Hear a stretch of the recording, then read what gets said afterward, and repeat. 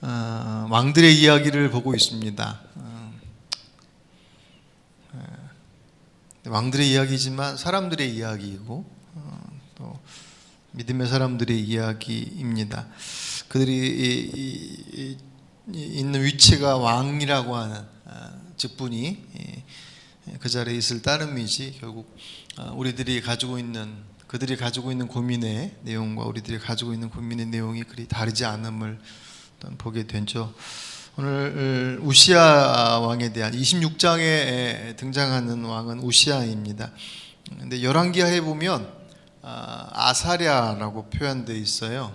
종종 이렇게 다른 표현들이 되어 있는데, 참고로 이제 우시아는 이 역대하에서 26장에서 우시아라 표현되어져 있는 그 이름은 왕 공식 명칭이고요. 그리고 아사랴는 본명이에요. 참고로 알아두시길 바랍니다. 솔로몬의 이름이 공식 명칭이고 그 다른 실제 이름이 여디디아로 표현되는 것과 같은 맥락입니다. 어쨌든 우시아는 아버지 아마샤가 신하들의 반란으로 죽고 난 이후에 들을 이어서 왕이 돼요. 16살에 왕이 됐다고 기록하고 52년 동안 통치를 했습니다. 오랫동안 통치했다고 해서 잘한 것이라고는 볼 수 없지만, 보면 그래도 오랫동안 통치했던 왕들이 잘한 경우들이 종종 많이 있습니다.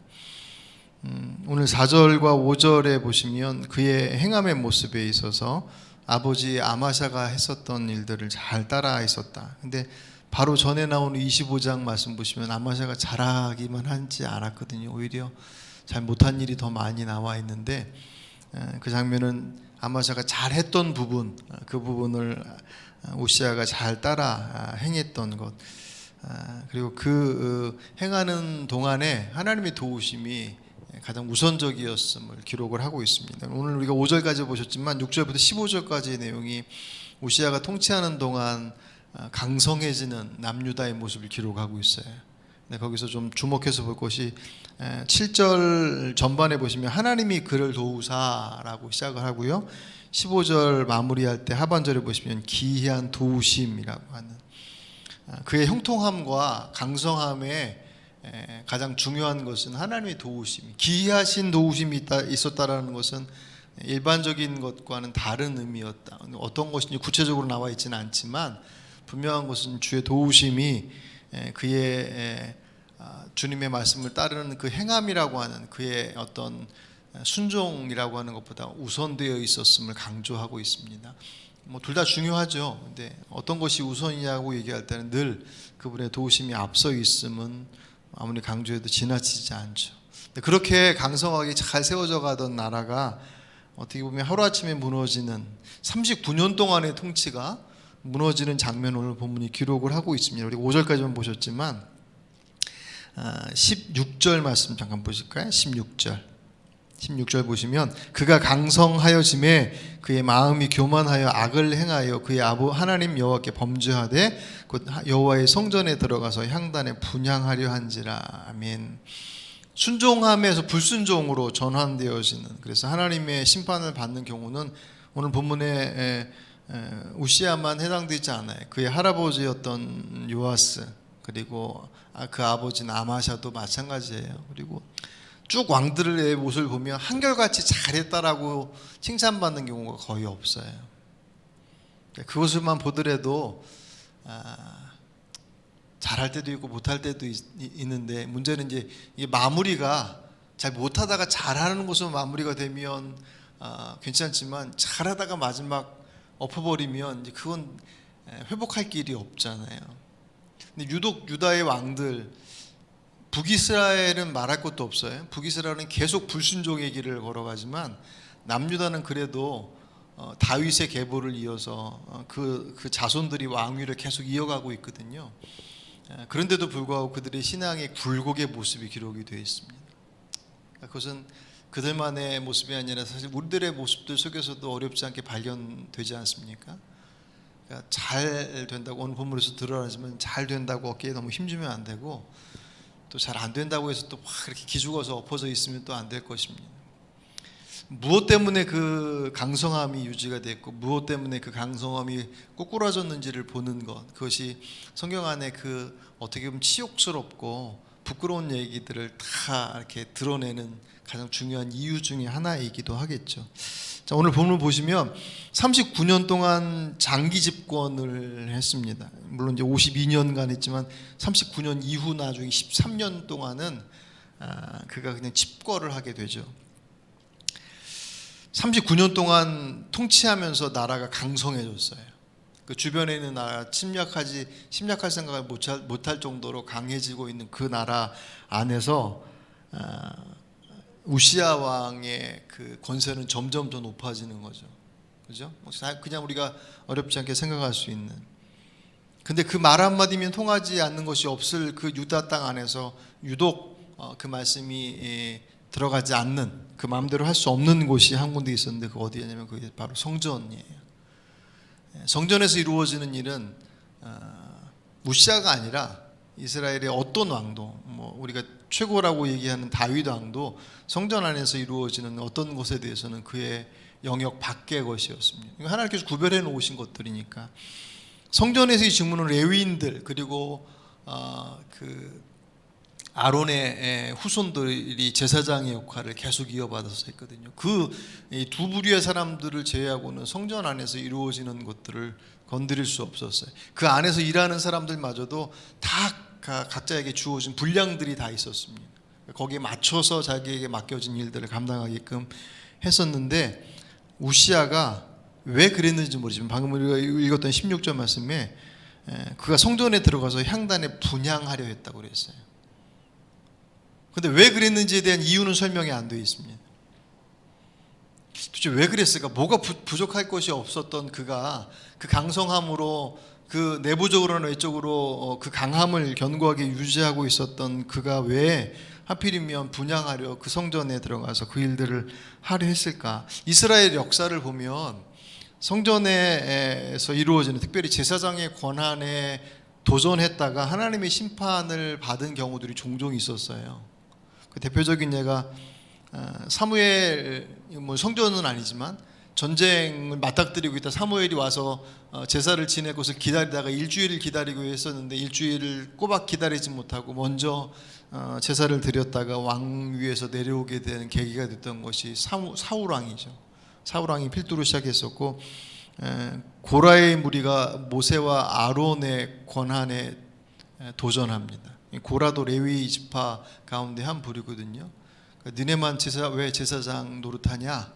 하나님께서 정해주신 몫을 넘어서서 우리도 할 수 있지 않느냐라고 해서 레위인이라고 하는 그 하나님의 일을 감당할 수 있는 그 영역들을 넘어서서 거기 도전했다가 그에 속해 있던 사람들이 하늘에서 불이 내려와서 소멸되죠. 그리고 그 뒤에 여로보암, 엘리 제사장 두 아들, 그리고 우사, 나답과 아비후, 뭐 직감적으로 성전과 제사장과 관련되어진 것들을 범하려 했다가 하나님의 징계로 인해서 심판을 받았던 이들이 성경에 곳곳에 등장해요. 우시야가 이것을 모를 리가 없을 거란 말이에요. 그 말씀을 따라서 준행했다고 하는 그 모습들이 그냥 뭐 이렇게 왕노릇 잘했다 뭐 그런 의미가 아니라 하나님과 동행함으로 인해서 그 일들을 감당했다라고 하는 것만으로도 그 사건들에 대한 것들을 모를 리가 없음에도 불구하고 왜 우시야가 하필이면 성전에서 들어가서 향단에 분향하려고 하는 제사장의 몫을 그가 범하려 했을까? 그게 도대체 무슨 의미를 갖기에? 당시 근동 지역의 풍습 중에 왕이 제사장직을 겸직하는 게 다른 근동 지역에서는 일반적인 모습들이었다라는 거예요. 여기 주목을 해보는 거예요. 성경 안에서는 그가 그렇게 그 자리를 탐한 이유에 대한 부분들을 기록하고 있지 않은데, 그 당시의 풍습들을 보니 왕과 제사장의 노릇을 같이 하고 있었던, 그러니까 그것을 염두에서 두고 본다고 한다면 39년 동안 장기 집권을 하면서 우시야의 말 한마디면 되지 않는 것이 없던 것이 남유다의 상황들이었는데, 이게 보니 자기보다 못한 별 볼 일 없어 보이는 나라의 사람들이 그 권한들을 다 누리고 있는 것들을 보면서 그의 마음이 흔들릴 수 있지 않았을까. 이것도 이제 어떤 면에서 보면 추측인 거예요. 근데 그럴 이유가 전혀 없으니까. 근데 그렇게 본다면 우시아에게 있어서는 성전이라고 하는 것은 우리가 전에 봤던 것처럼 선악과와 같은 역할인 거예요. 그러니까 선악과, 에덴 동산에서 선악과는 아담에게 있어서는 모든 것들이 능했지만 할 수 없는 단 한 가지의 것이었으니까. 안에 있는 걸 뭘 먹든지 뭐든지 마음대로 해라 하지만 에덴 중앙에 있는 선악과는 먹으면 안 된다라고 말씀하신 그 말씀, 그것을 통해서 하나님께서 아담에게, 하와에게 말씀하셨던 것은 네가 피조된 존재인 것을 잊지 말아야 돼. 그러니까 다 할 수 있어요. 뭐든지 할 수 있어요. 그런데 안 돼라고 하는 스탑, 자신의 행동이 제재에 당할 수 있는 유일한 것이 바로 에덴 동산 중앙에 제일 잘 보이는 곳에 선악과를 두신 이유이죠. 장치예요. 그것을 보면서 제일 안 보이는 곳에 숨겨두신 곳이 아니라 제일 잘 보이는 곳에 두셨다라고 하는 이유도 바로 거기에 있습니다. 그거 보면서 내가 이름 짓는 대로 동물도 다 그 정도의 하나님의 지식도 지혜도 주셨고 권한도 위임해 주셨고 못할 게 없었던 그에게 있어서 하나님께서 스탑이라고 말씀하시는 그것을 제일 잘 보이는 곳을 볼 때마다 맞아, 나는 내가 하나님께 지음받은 존재이지. 굳이 그렇게까지 해야 될 필요가 있을까 싶지만, 여러분 이번 주 내내 등장하는 왕들의 내용들 속에서 오늘 본문에서도 등장하지만 교만함이라고 하는 거, 하나님을 그분의 주권의 자리에서 밀어내고 자신이 그 자리에 차지할 때의 마지막의 모습들은 참혹하게 그지가 없었어요. 왜 그렇게까지 할 필요가 있었을까라고 싶을 정도. 오늘 본문의 우시아도 그렇지만 오늘 여러분 큐티 하시면 아시겠지만 오늘 본문에서도 마찬가지. 왜 굳이 그렇게까지 싶을 정도로 하나님께서 도우심 가운데 승리를 이루었음에도 불구하고 아마시아 왕이 그 전쟁에서 승리한 그 나라의 에돔의 우상을 가져다가 그 신을 섬겼다고 그랬습니다. 그래서 선지자를 보내셔서 야, 네가 전쟁에서 승리해서 니네 힘으로 하나님의 도우심으로 그 승리를 이루어서 전쟁의 승리를 이루었던 그 패망한 나라의 신을 모시는 게 도대체 왜 그러느냐라고 선지자가 묻는단 말이죠. 그러니까 도저히 이해가 되지 않죠. 만약에 자기들이 졌다고 한다면 저 신이 우리보다 훨씬 더 강한가 보다라고 해서 그 신을 섬긴다면 이해가 될 텐데, 하나님의 도우심으로 그 전쟁을 승리로 이끌었음에도 불구하고 멀쩡한 그 하나님을 외면하고 우상을 갖다 섬기고 있는 그 아마샤의 모습, 그 모습은 도저히 이해할 수 없는 것인 것처럼 오늘 본문 속에서도 마찬가지입니다.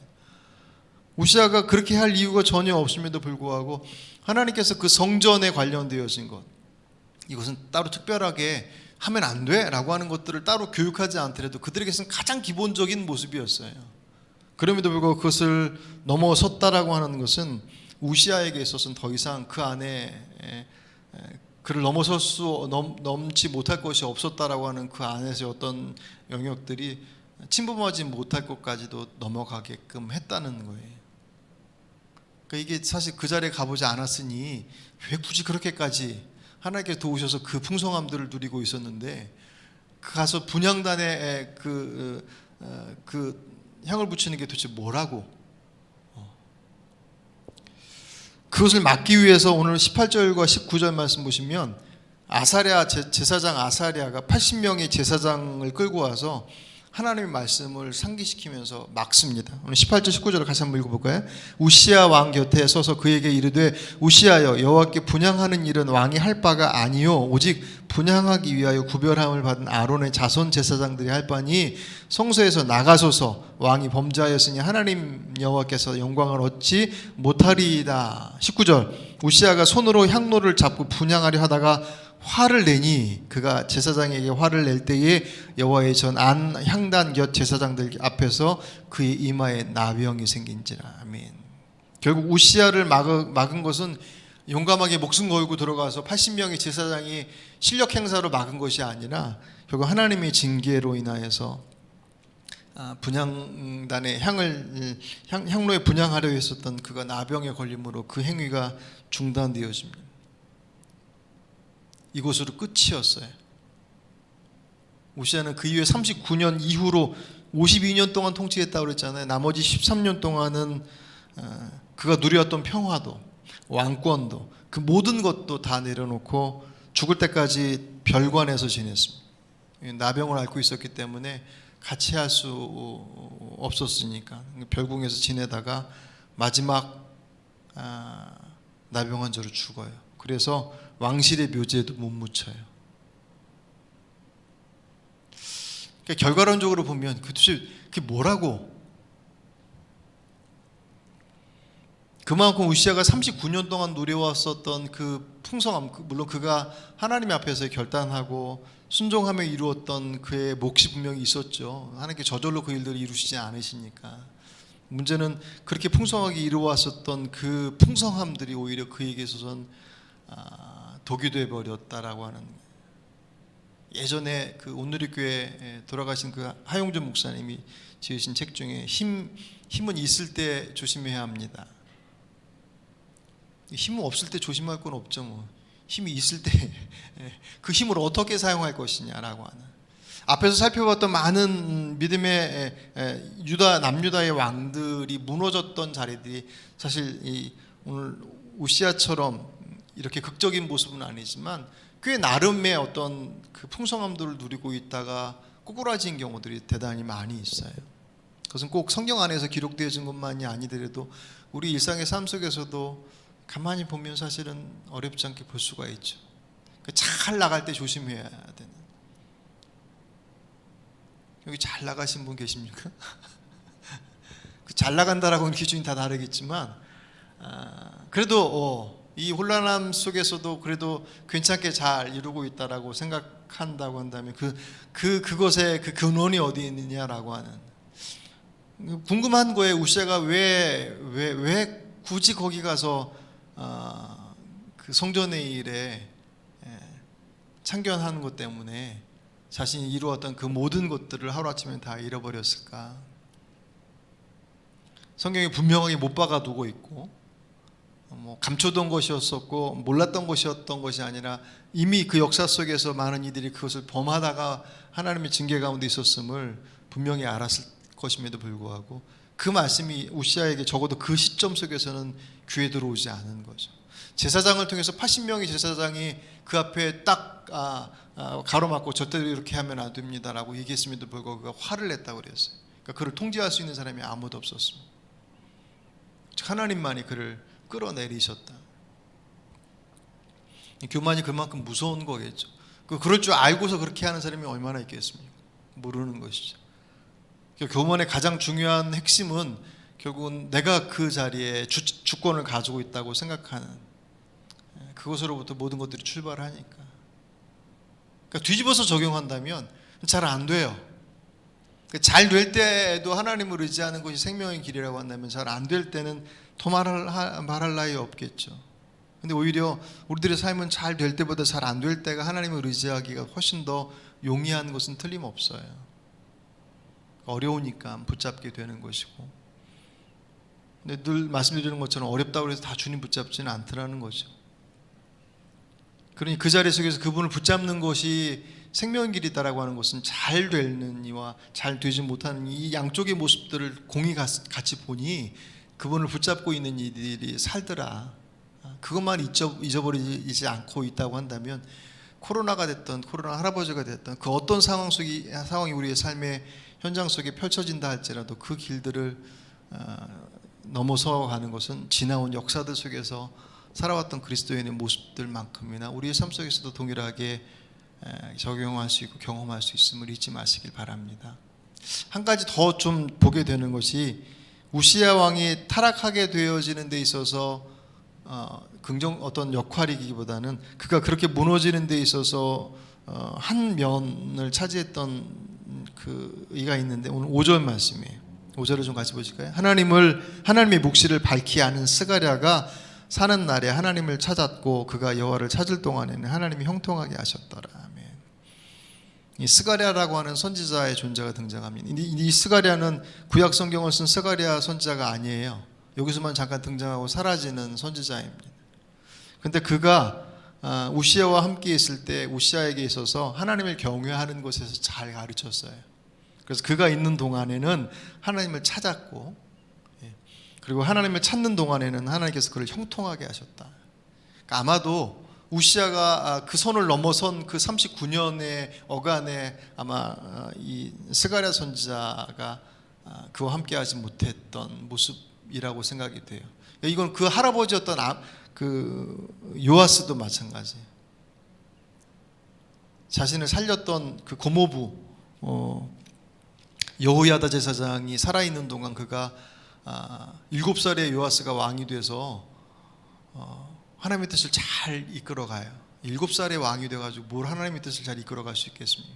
그러니까 그 일들은 사실은 여호야다 제사장이 옆에서 다 이렇게 이루어준 것들이죠. 그게 무슨 앞에서 그냥 왕 노릇만 하고 뒤에서 그 제사장이 뭐 조종했다 그런 의미가 아니라 그의 조카이기도 하고 그 때문에 살아난 사람이 요아스 왕이 7살의 왕이 된 것뿐만 아니라 죽을 뻔한 거 살려준 것부터 해서 그가 왕위를 이룰 수 있도록 그 옆에서 가장 분명한 역할을 했던 이가 여호야다 제사장인데 그가 정말 하나님의 뜻 앞에서 그가 왕 노릇할 수 있게끔 그 길을 갈 수 있는 길을 잘 제시했던 사람이 여호야다 제사장이에요. 그가 죽고 나서 요아스가 탈선해버려요. 이 장면을 보면서 물론 여러 가지 적용할 수 있겠죠. 좋은 지도자, 좋은 영적 지도자나 좋은 동역자와 함께하고 있는 것이 얼마나 소중한지에 대한. 근데 한편으로 보면 그런 거예요. 요아스도 그렇고 오늘 본문의 우시아도 그렇고 그가 그 좋은 선지자와 그 영적 지도자가 함께할 때 자신의 믿음을 견고하게 세울 수 있었다면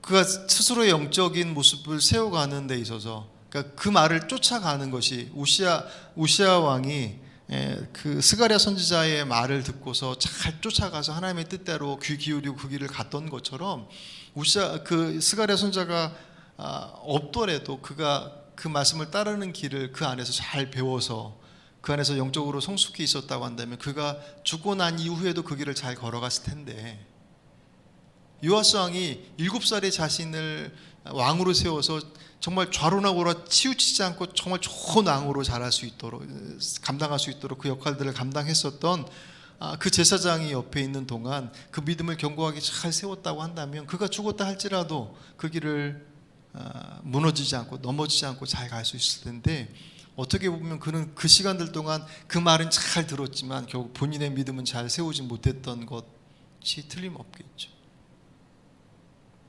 그래서 오늘 본문을 보면서 영적인 자립은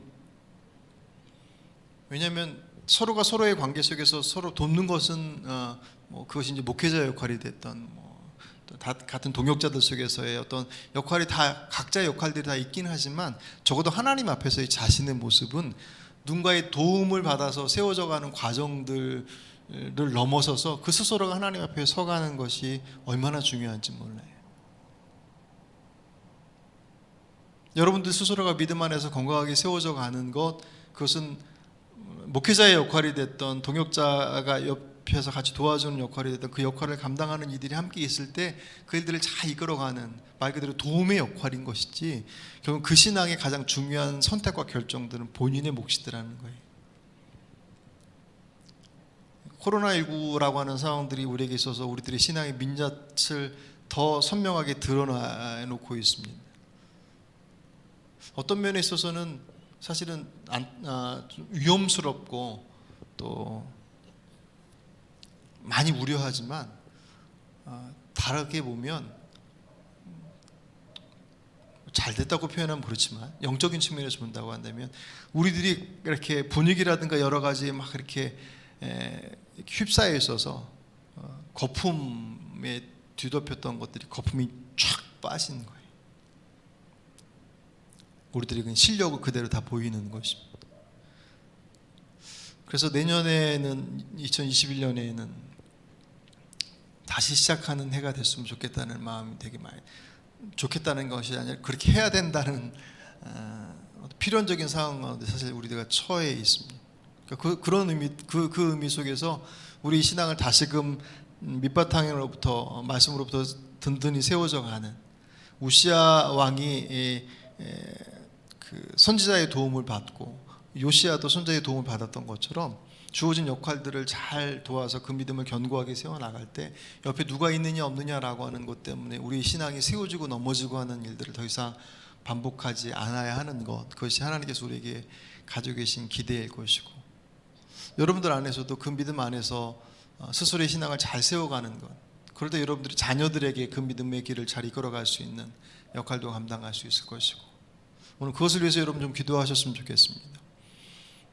우리가 믿음 안에서 내 스스로가 하나님 앞에, 그것이 뭐 교만한 그런 것이 아니라 정말 주님을 바라보는 데 있어서 누구의 도움과 또 동역을 위해서 또 중보 가운데 그 일들을 이렇게 이끌어갈 수 있는 그 시기도 분명히 필요하긴 하지만 그 시기들을 잘 넘어갈 때 우리 스스로 하나님 앞에 잘 설 수 있는 그 믿음의 자립을 이룰 수 있는 우리의 모습이 될 수 있도록 해달라고. 이 코로나의 상황들이 괜찮은 줄 알았는데 그렇지 못한 우리들의 민낯이 드러남이 부끄러움으로 끝나지 않고, 그래서 이것도 필요하고 저것도 필요하겠구나라고 하는 우리의 영적인 성숙을 이룰 수 있는 그런 계기가 될 수 있도록 해달라고 그렇게 기도하시고, 정말 그렇게 영적으로 세워져 가시는 여러분과 또 저희 모습이 되길 주의 이름으로 축복합니다.